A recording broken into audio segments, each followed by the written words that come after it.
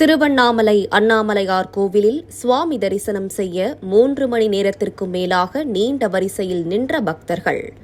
நாளை மற்றும் நாளை மறுதினம் விடுமுறை நாட்கள் என்பதால் அதிக அளவில் பக்தர்கள் அண்ணாமலையார் கோவிலில் குவிந்தனர்.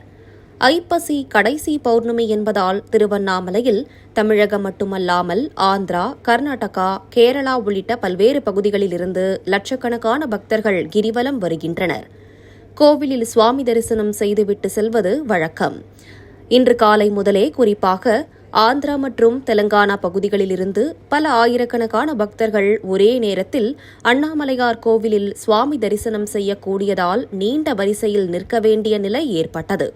இதனைத் தொடர்ந்து பக்தர்கள் 3 மணி நேரத்திற்கும் மேலாக பேரிகார்டுகள் அமைக்கப்பட்ட வரிசையில் நின்று சுவாமி தரிசனம் செய்ததால் அவர்களுக்கு தேவையான குடிநீர் மற்றும் அடிப்படை வசதிகளை மாவட்ட நிர்வாகம் சார்பில் செய்து தரப்பட்டது.